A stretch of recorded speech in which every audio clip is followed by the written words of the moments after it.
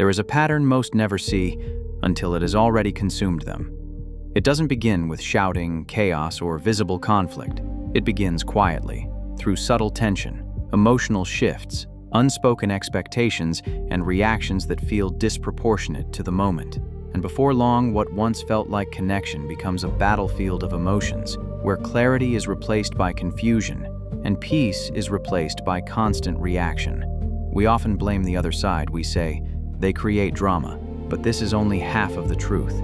The full truth is far more uncomfortable. Drama does not survive on its own. It requires participation. It requires someone to react, to chase, to explain, to defend, to emotionally spiral. Without that participation, it collapses.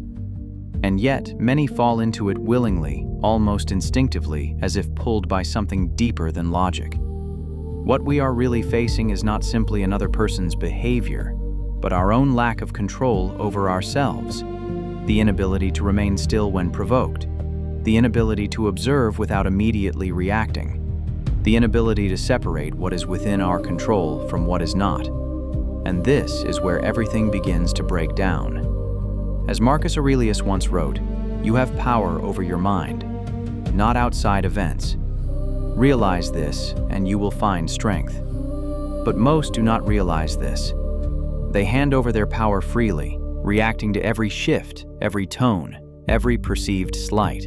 And in doing so, they unknowingly step into a cycle they cannot control.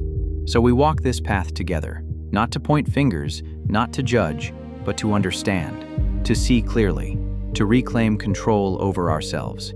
Because once we master that, nothing external can shake us. 1. We fail to understand that drama is often a test of stability. There are moments where emotions rise suddenly, where reactions seem exaggerated, where logic appears to disappear. In those moments, it is easy to assume chaos is random, but more often than not, it is not random at all. It is a form of pressure, a test of emotional stability, whether intentional or unconscious. We tend to respond immediately. We try to fix, explain, defend, or argue. We believe that if we just say the right thing, we can restore peace. But this is where the trap begins. Because in reacting, we validate the very instability we are trying to escape. A grounded man does not rush to control the situation. He first controls himself. He observes. He listens. He separates what is real from what is exaggerated. And most importantly, he refuses to be pulled into emotional chaos. As Epictetus taught, it's not what happens to you, but how you react to it that matters. This is not just a quote, it is a weapon. Because the moment we master our reaction, we remove ourselves from the game entirely. Drama loses its power when it meets stillness. Not silence out of fear, but silence out of control. Not avoidance, but awareness. And in that stillness, the test ends, because there is nothing left to provoke. 2. We confuse emotional intensity with meaning. There is a dangerous illusion we often fall into, the belief that intense emotions must carry deep meaning. That if something feels strong, it must be important. That if someone reacts strongly, we must respond with equal intensity. But intensity is not truth. It is not clarity. It is often just energy without direction. When we chase emotional highs and lows, we become addicted to the cycle. Calm feels boring. Stability feels empty. And so, without realizing it, we begin to feed into drama. Not because we want chaos, but because we mistake it for connection. A disciplined mind sees through this illusion. It does not chase intensity. It seeks clarity.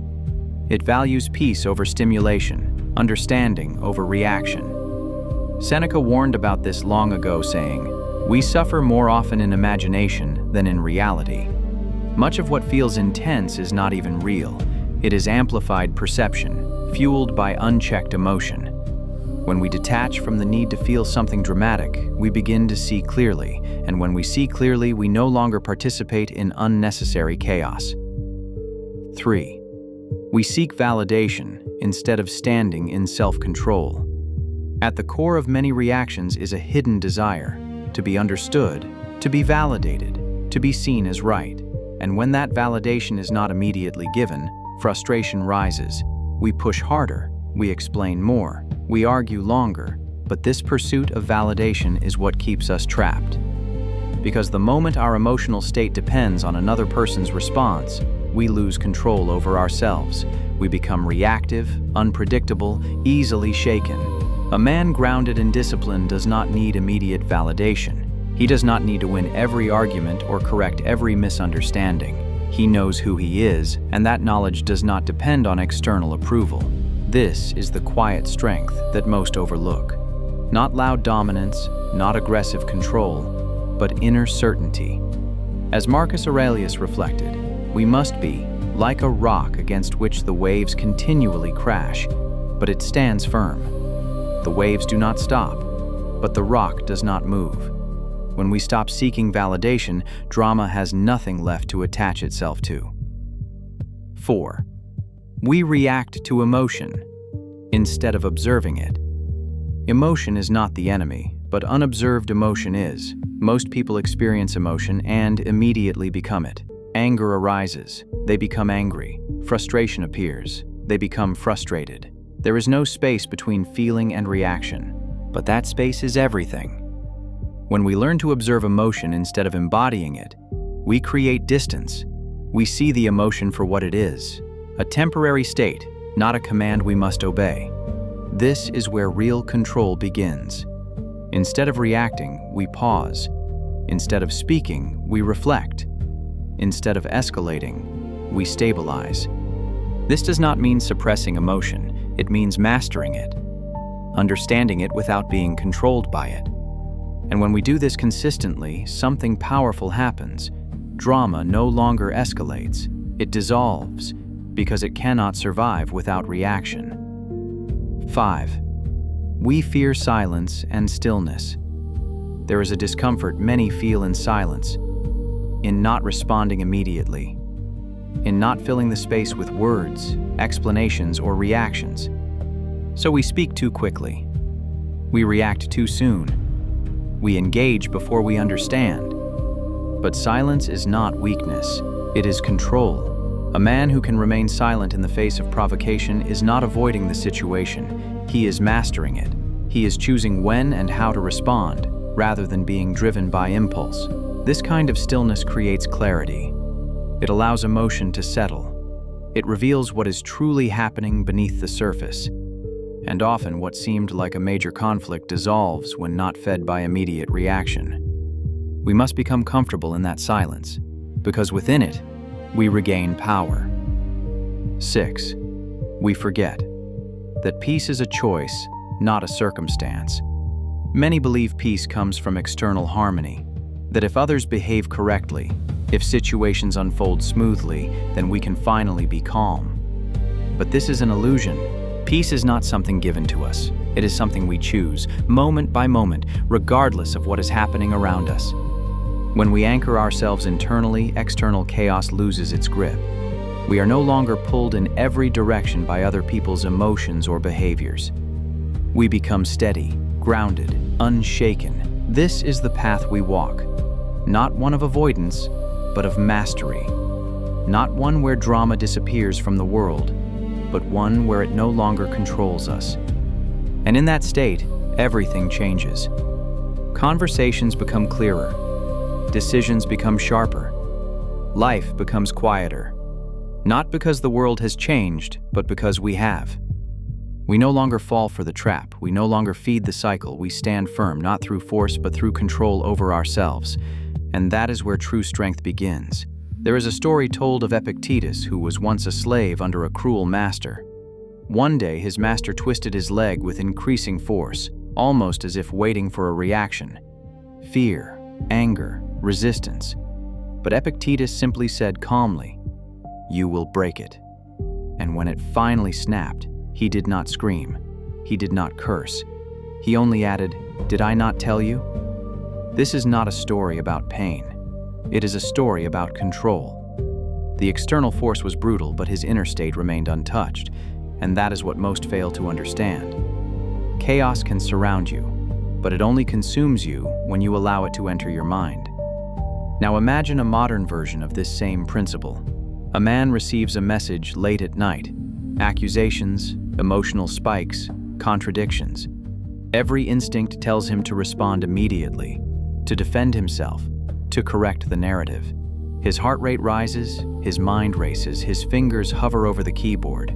This is the moment where most fall, but instead he puts the phone down. Not out of avoidance, but out of discipline. He understands that reacting in that state would only deepen the chaos. In the morning, when his mind is clear, he responds with precision, or not at all. And just like that, what could have become a spiral ends before it begins. Seneca once wrote about anger as a temporary madness, and if you observe closely, you will see how true this is. There are moments when people say things they do not fully mean, driven not by truth, but by emotion. The weak man hears those words and takes them as absolute reality. He reacts as if every statement must be countered, every tone must be matched.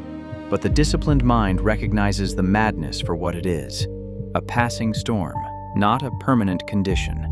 And so, instead of engaging with the storm, he waits for it to pass. There is also the story of Marcus Aurelius, who ruled an empire filled with conflict, betrayal, and constant pressure. He dealt with generals who failed him, advisors who disagreed with him, and a world that rarely moved in his favor. Yet his writings reveal something remarkable. He constantly reminded himself not to be disturbed by others' actions. Not because those actions didn't matter, but because his reaction mattered more. He understood that if he lost control over himself, he lost everything. And that same principle applies in the smallest interactions of daily life. Consider a simple example. A disagreement that begins over something minor. A tone is misread. A comment is taken personally. Suddenly, what could have been resolved in a moment becomes a prolonged conflict. Why? Because both sides are reacting instead of observing. Both are trying to win instead of understand. But if even one person steps back, refuses to escalate, refuses to match the emotional intensity, the entire dynamic shifts. The fire cannot grow without fuel. There was once a student who approached a philosopher, frustrated by constant arguments in his life. He claimed that others were always provoking him, always pulling him into conflict. The philosopher listened quietly and then asked a simple question. If someone hands you something and you refuse to take it, to whom does it belong? The student replied, to the one who offered it. And the philosopher said, then why do you keep accepting what disturbs you? This is the essence of control, not in stopping others from acting, but in choosing what we accept. In another moment, imagine a man sitting across from someone who is clearly trying to provoke a reaction. Subtle jabs, passive-aggressive remarks, shifting emotional tones. The environment is tense, almost designed to pull him in. But instead of reacting, he remains steady. He listens, but he does not absorb. He responds, but he does not engage emotionally. And over time, the attempts to provoke lose their effect. Because there is no reward, no reaction, no chaos to feed on, even in moments of deep personal connection, this principle remains. There are times when emotions run high, not out of manipulation, but out of genuine confusion, fear, or insecurity. In those moments, the weak man mirrors the chaos. He becomes just as unstable, just as reactive. But the grounded man becomes the anchor. He does not suppress emotion. He stabilizes it. He listens without losing himself.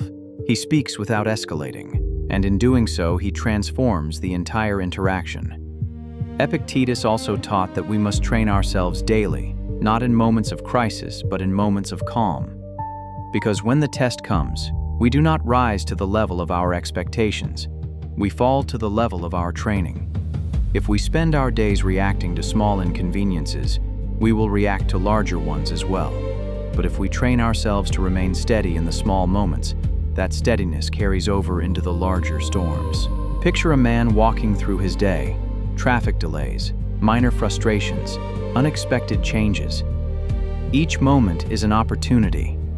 He can react, complain, allow his mood to shift with every inconvenience. Or he can remain centered, unaffected, observant. These small choices seem insignificant, but they build something powerful over time. A mind that does not break under pressure. a presence that does not crumble in chaos. And eventually, something changes. The same situations that once triggered reaction no longer have the same effect. The same emotional tests no longer feel overwhelming. There is a quiet confidence, not in controlling others, but in controlling oneself. And from that place, life becomes different. Not easier, but clearer. Not quieter, but more controlled. This is the path. Not one of eliminating drama from the world, but one of removing its power over you. Because once you reach that point, you are no longer reacting. You are choosing. And in that choice, you become untouchable.